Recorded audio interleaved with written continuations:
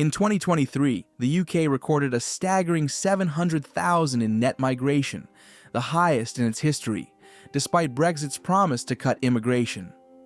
Ironically, policies designed to reduce migration have created an unprecedented surge, shifting the flow from EU workers to skilled migrants from across the globe.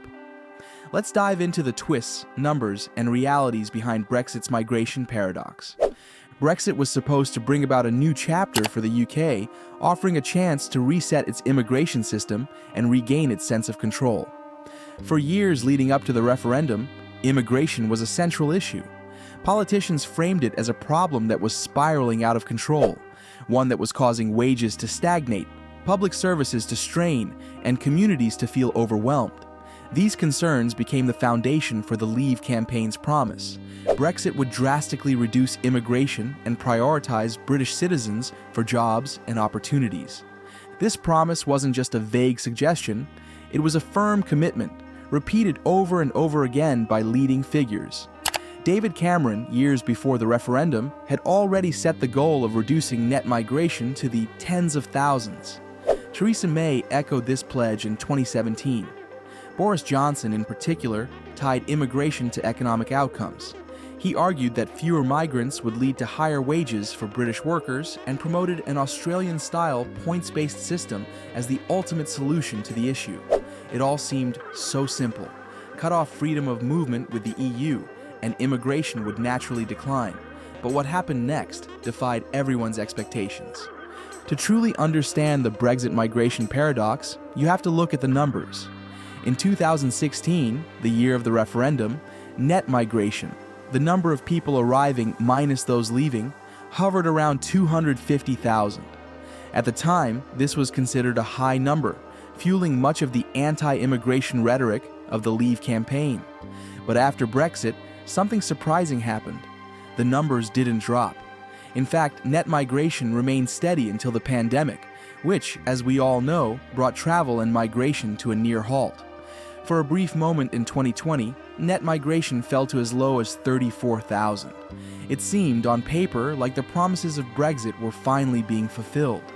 But this was a mirage, a temporary pause caused by extraordinary circumstances. When restrictions eased, migration numbers didn't just recover, they soared, catching everyone off guard. By 2022, net migration had shot past 500,000, double the pre-pandemic levels, and leaving policymakers scrambling for answers. By 2023, it hit a record-breaking 700,000. But here's the most surprising part. While EU migration dropped dramatically, the UK was flooded with workers, students, and dependents from non-EU countries. This massive shift in migration patterns tells a story far more complex and far less expected than what Brexit supporters ever imagined. This was not just a record, it was a sharp and undeniable contrast to the promises made by Brexit campaigners. The logical question then is why? If freedom of movement with the EU ended, why are more people coming to the UK than ever before? Here's where the story takes an unexpected twist. One of Brexit's main goals, the drop in EU migration, did happen.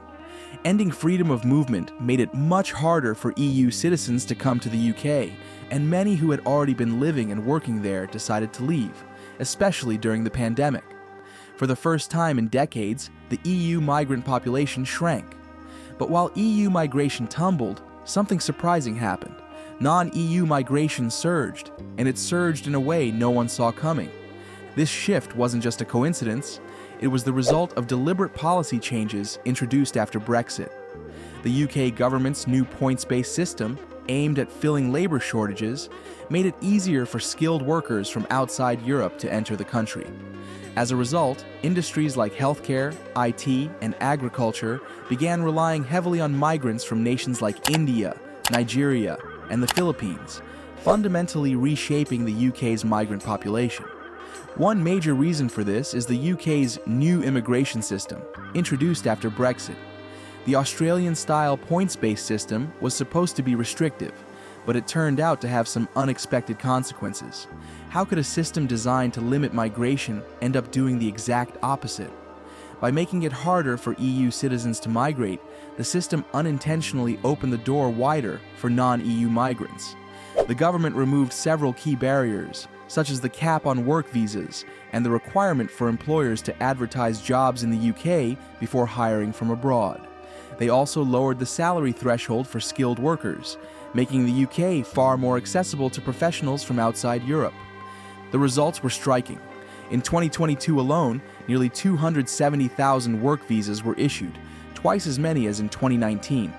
Of these, the majority went to health professionals, particularly nurses and social care workers, as the National Health Service struggled to fill critical gaps in its workforce. Many of these workers came from countries like India, the Philippines, and Nigeria, which have become major sources of migration to the UK.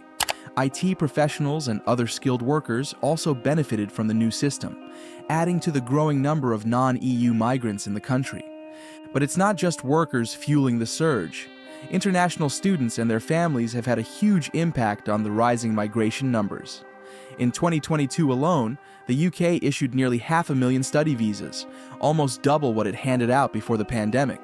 On top of that, 140,000 visas went to the dependents of these students, a number that's 8 times higher than it was in 2019. So, what's behind this sudden boom? Sure, some of it comes down to the pandemic backlog, with students delaying their plans until restrictions eased. But that's only part of the story. There's something else at play. The UK's education system, particularly its universities, has always been a magnet for international students. But in recent years, the country has become even more attractive. Compared to the United States, where tuition fees are often astronomical, the UK offers a relatively affordable option, especially given the strength of the US dollar. On top of that, the UK introduced a new graduate visa, allowing international students to stay and work in the country for up to 2 years after completing their studies. This policy not only made the UK a more appealing destination, but also blurred the line between education and long-term migration. And then there are the humanitarian programs, which, while not the main reason for the rise in migration, have definitely played their part. The Homes for Ukraine scheme, set up in response to the Russian invasion, brought in around 150,000 people. On top of that, the British National Overseas Visa Program for Hong Kong residents added another 150,000. These programs were created to offer refuge and support to those in need, but they've also added to the overall migration figures. And here's the thing, these numbers highlight how global events can challenge the idea of tighter border control that Brexit promised. These programs, born out of humanitarian crises, show just how much global events can shake up migration patterns. It's not just the big schemes like Homes for Ukraine or the Hong Kong visa program. Smaller refugee resettlement efforts and asylum applications have steadily added to the numbers too. Put together, these factors have made the UK's migration trends far more complicated and unpredictable than what Brexit supporters ever imagined. It's a clear sign that controlling migration isn't as straightforward as many thought it would be. But what about illegal migration, often depicted as the biggest problem in media headlines? Small boat crossings have indeed increased, with around 28,000 people arriving this way in 2021.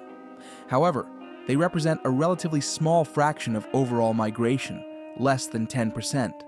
The real story lies elsewhere, in the fundamental changes to the UK's immigration system and the growing demand for workers and students. The irony here is hard to ignore. Brexit was meant to reduce immigration, but instead, it has reshaped it. The UK now relies more heavily on non-EU migrants, who are often more likely to stay long-term compared to the seasonal EU workers of the past. This shift has created a paradox. While the government touts stricter controls, the need for labor and skills has forced it to open the doors wider than ever before. And this brings us to the deeper question. Can migration ever truly be controlled in the way Brexit campaigners promised? Governments can set policies and criteria, but they can't fully control the factors that drive migration, like global conflicts, economic shifts, or even the needs of their own labor markets. The UK's low unemployment rate, aging population, and labor shortages have created a situation where migration isn't just inevitable, it's essential. Industries like healthcare, agriculture, and hospitality depend on foreign workers, and without them, the economy would face severe challenges. The debate over immigration is far from over. As the UK navigates its post-Brexit future, it faces tough choices: how to balance public expectations with economic realities, how to address labor shortages without fueling resentment, and how to adapt to a world that is constantly changing.